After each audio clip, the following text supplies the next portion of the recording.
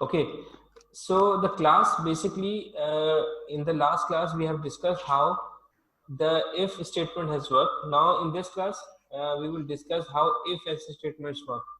Now basically, as you can see on the screen, that if statement may have an optional else block. ठीक है, एक else block extra होता है, क्योंकि if के अंदर क्या था कि हमने देखा था कि लास्ट में एक सिर्फ एक स्टेटमेंट होती थी।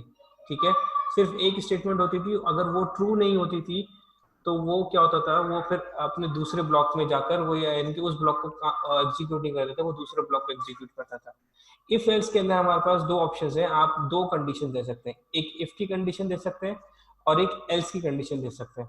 सो एक इफ की टेस्ट एक्सप्रेशन होगा और एक एल्स का टेस्ट एक्सप्रेशन होगा। ठीक है, नाउ लेट्स सी कि how basically if else statement works.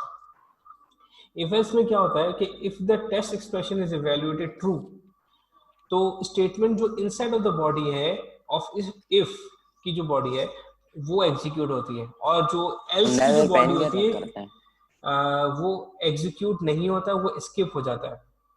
ठीक है, right.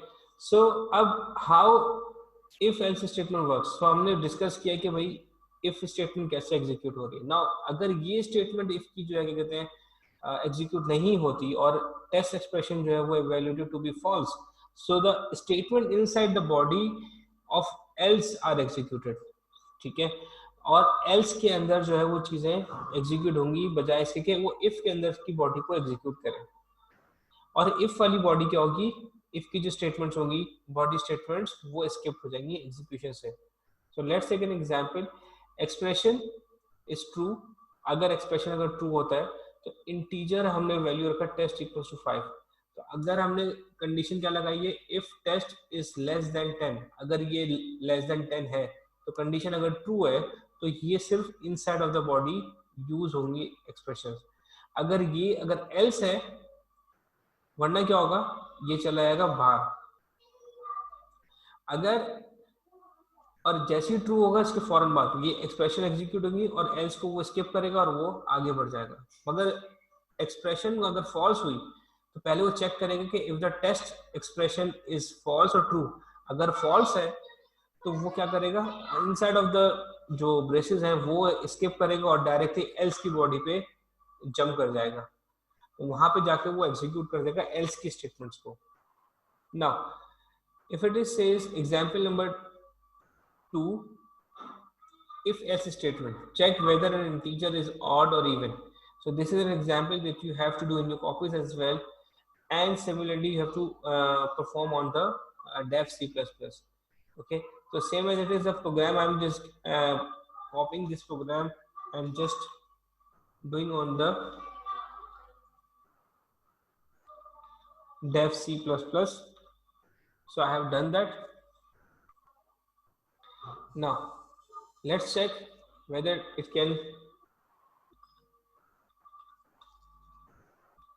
execute or not. Now it says enter an integer. अगर मैंने enter कर दिया integer को 6, it says the if statement is easy, ये नेगेटिव वाला है।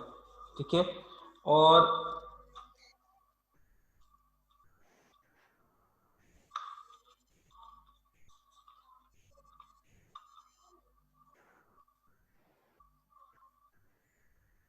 ये दोबारा से मैं इसको कॉपी करता हूँ यहाँ से।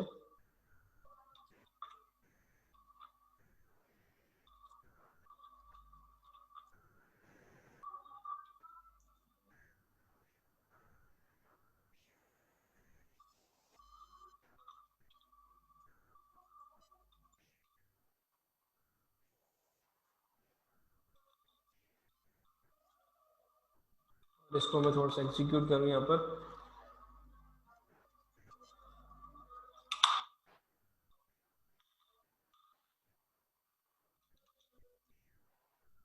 और इसको मैं सेव कर देता हूँ इफ एल्स के नाम से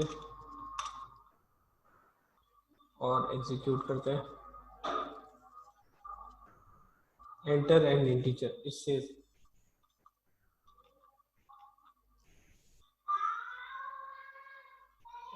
enter integer, let's suppose 6, enter. 6 is an even integer, ठीक है. अब इसको हम दोबारा से एग्जीक्यूट करके देखते हैं कोई ऑड नंबर्स को. तो कंपाइल एंड रन. हमने कहा 7 इज एन ऑड इंटीजर. तो आपको अंदाजा हो रहा होगा और आप you can see on the screen कि जब मैंने नंबर इनपुट किया तो सबसे पहले इसने डिवाइड मॉड निकाला इसका. अगर मॉड जो है वो इक्वल टू 0 है तो उसने क्या किया कि आगे प्रिंट एफ कर दिया. अगर ये कंडीशन अगर ट्रू हो गई तो वो यहाँ चला गया. अगर वो कंडीशन फॉल्स हुई तो इसने इन दो लाइंस को स्किप करते हुए डायरेक्टली एल्स वाली जगह पर आ गया. ठीक है. तो अगर ये कंडीशन होगी, अगर ये कंडीशन ट्रू होगी तो वो इनसाइड ऑफ दिस ब्रेसेस आएगा. अगर कंडीशन फॉल्स होगी तो वो inside of this else braces आएगा. ठीक है. तो ये आपको एग्जांपल क्लियरली आई होप समझ में आ गई होगी.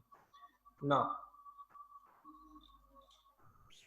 so this is where you have to do the work. You have to copy the work from the how if else statement works, and this is an example how the if else statement works in the C language. Okay, this is the program. Okay, thank you so much.